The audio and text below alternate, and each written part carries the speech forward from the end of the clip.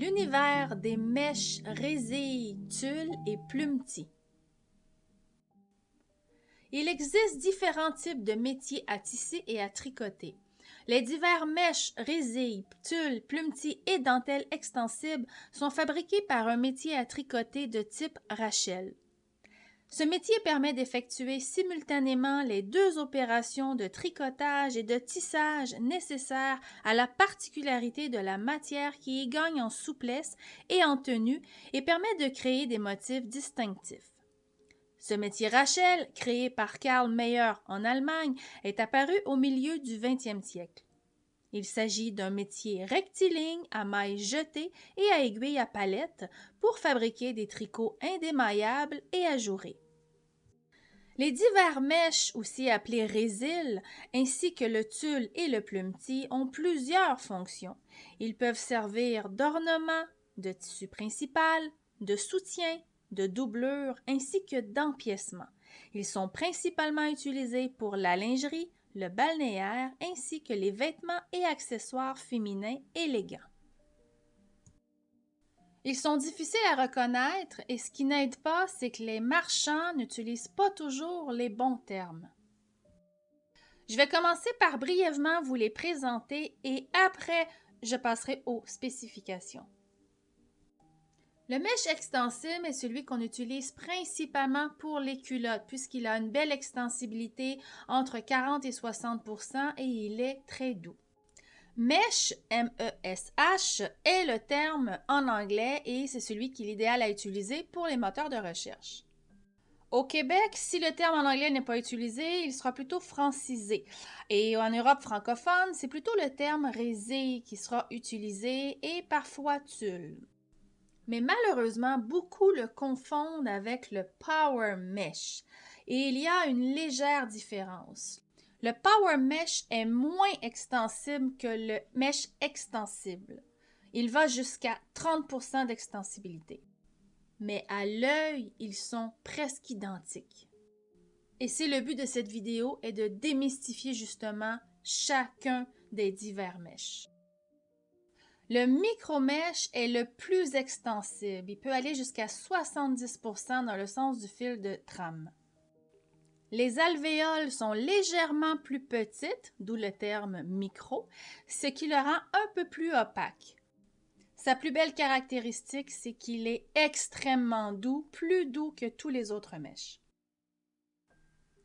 Le PowerNet est plus ferme, gainant, il est semi-transparent, il est plus opaque que le mèche et son extensibilité peut aller jusqu'à 50%, mais avec une rétractabilité et une résistance beaucoup plus forte que le mèche extensible ou le Power Mesh. Il ne pourrait pas convenir à une culotte ni à une doublure de maillot de bain. Cependant, il peut être parfait pour un soutien-gorge, pour la partie dos ou pour du soutien additionnel. Maintenant, le Shaper Mesh est très similaire à l'œil au PowerNet. Je vous dirais qu'il est entre le Mesh extensible ou le Power Mesh et le PowerNet.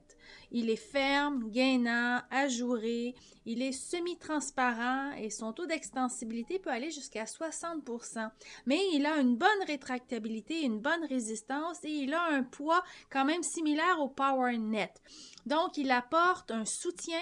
Il est parfait pour les culottes gainantes, il est parfait pour doubler un maillot de bain qui a besoin d'être gainant.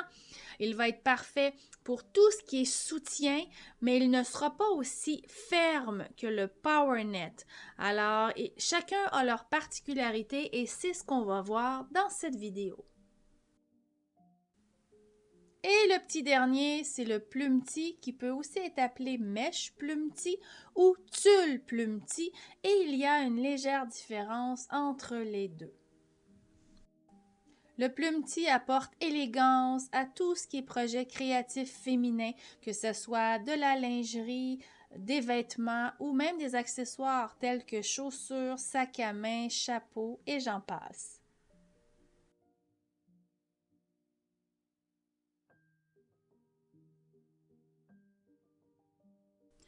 Le mèche extensible est composé de 80% nylon et 20% élastane. C'est un tricot-chaîne avec une extensibilité pouvant aller jusqu'à 45% en moyenne. Il est aussi extensible dans les 4 sens. C'est la particularité des tricots-chaînes ainsi que les divers mèches.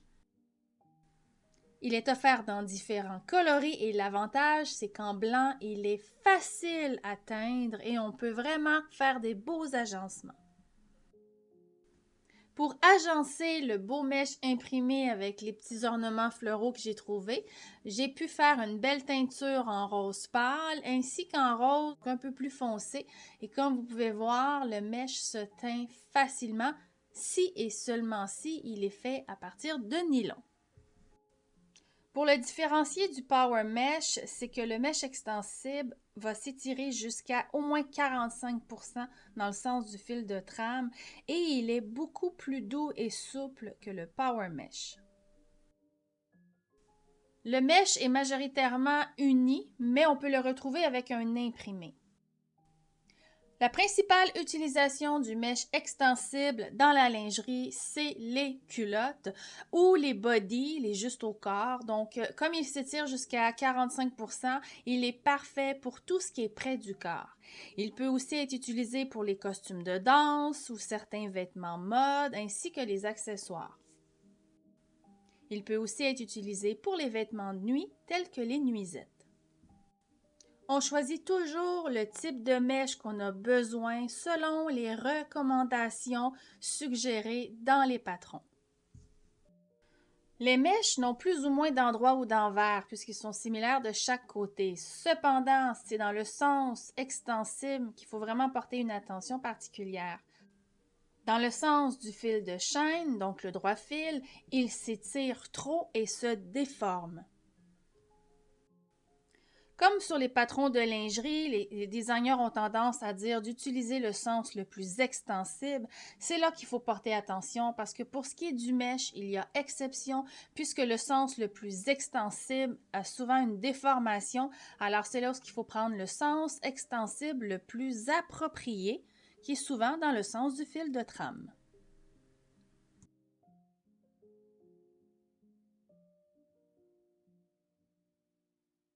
Le Power Mesh peut être composé de nylon ou de polyester. Ses caractéristiques sont très similaires au mèche extensible à l'exception de son extensibilité. Il conviendra à tout projet qui ne nécessite pas un haut taux d'extensibilité. Il conviendra parfaitement pour la doublure ou le bonnet en entier d'un soutien-gorge puisqu'il donne un bon soutien sans avoir trop d'extensibilité, mais à l'inverse, il ne conviendra pas pour la bande dos ou l'entièreté d'une culotte. Sauf si le patron a été fait pour ce taux d'extensibilité. Référez-vous toujours aux recommandations dans la liste des matériaux des patrons.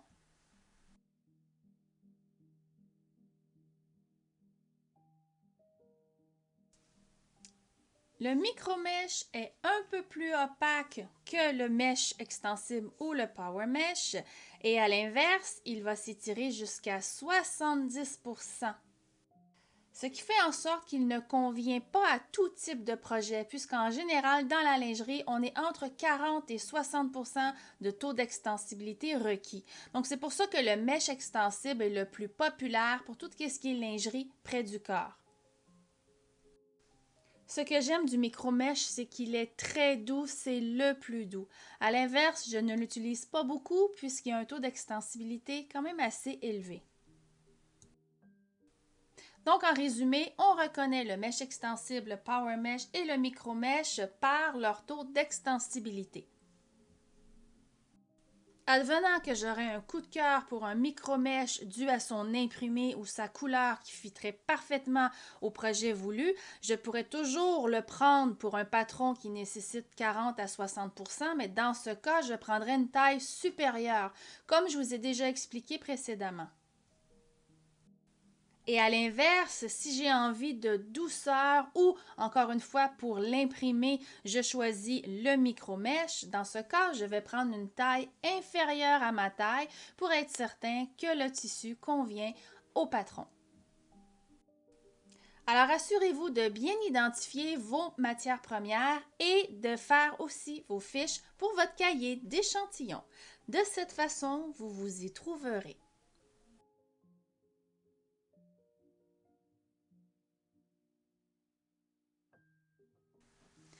Le PowerNet est lui aussi fait principalement de nylon. Son extensibilité peut aller jusqu'à 50% et il est offert sous différentes épaisseurs, donc différents poids. Il est ferme et gainant et sa rétractabilité et sa résistance est supérieure à tous les autres mèches. Si son taux d'extensibilité est de 50%, il pourra parfaitement convenir pour la bande d'eau d'un soutien-gorge pour celles qui veulent vraiment avoir un soutien additionnel. Il pourrait convenir pour une culotte gainante, mais pas en entièreté, seulement pour la partie devant, pour justement aplatir et gainer le centre devant de la culotte. Il pourrait aussi servir de soutien pour doubler le bonnet d'un soutien-gorge pour une poitrine forte. Au niveau de la corsetterie, il pourrait aussi servir pour un serre-taille gainant. Alors, on utilise le PowerNet quand il est suggéré comme matériau pour un projet de lingerie ou de balnéaire. Toutes mes mailles en mèche sont dans différents sacs identifiés avec leur taux d'extensibilité. C'est la meilleure façon de s'y retrouver.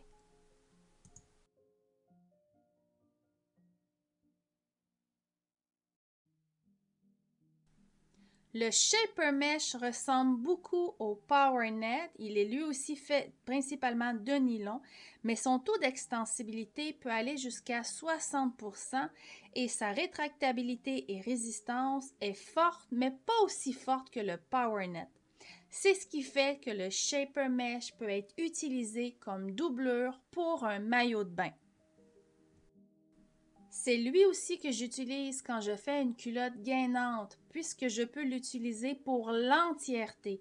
Comme sa résistance et sa rétractabilité est un peu plus faible que le PowerNet, on peut quand même réussir à l'insérer et le faire passer au niveau des hanches, qui nous donne un aspect gainant, mais qui nous permet vraiment au moins d'être confortable. On peut l'utiliser pour la bande d'eau d'un soutien-gorge. C'est celui que j'utilise aussi pour doubler mon maillot de bain, le Monroe, mais seulement pour la partie avant. C'est aussi celui que j'ai utilisé pour faire les soutiens-gorge d'allaitement. Il est aussi plus doux que le PowerNet et moins rigide. Il peut aussi servir de doublure ou d'empiècement pour tout vêtement sport. Le Shaper Mesh est fabriqué aux États-Unis et il ne semble pas avoir fait son entrée en Europe. Alors, en résumé, lors de vos prochains achats en ligne, pour différencier les différents mèches, étant donné que les photos sont similaires, portez une attention particulière sur le poids, l'opacité, les composantes, le taux d'extensibilité et même le prix. Dans le doute, achetez une petite quantité. De toute façon, ils ont tous leurs utilités.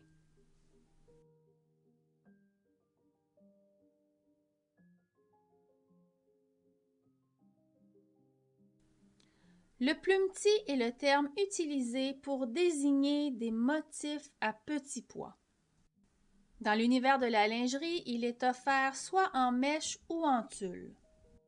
Il est composé de nylon ou de polyester et parfois il va avoir un petit pourcentage d'élastane. Ces motifs sont variables, ça peut être des petits pois, des formes ovales, des cœurs, des petits losanges. Il est tout simplement séduisant. Comme il est transparent, il peut être utilisé pour donner un accent ou des effets de couleur par superposition. En général, les mèches plumetis sont les plus extensibles. Ils peuvent être utilisés pour une culotte ou pour une partie du soutien-gorge. Le tulle plumetis habituellement est moins extensible et souvent est composé de 100% nylon ou polyester. Donc, quand il est seulement mécaniquement extensible, il conviendra à un projet qui n'a pas à être étiré énormément.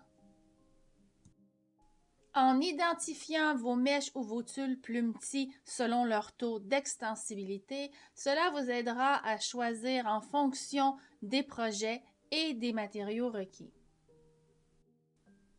Il peut être utilisé pour la lingerie, les vêtements chics. Il donne un accent au niveau des chapeaux, des chaussures, les sacs à main et même jusqu'aux abat-jours. Il offre tout simplement une sublime touche de féminité à tout projet créatif.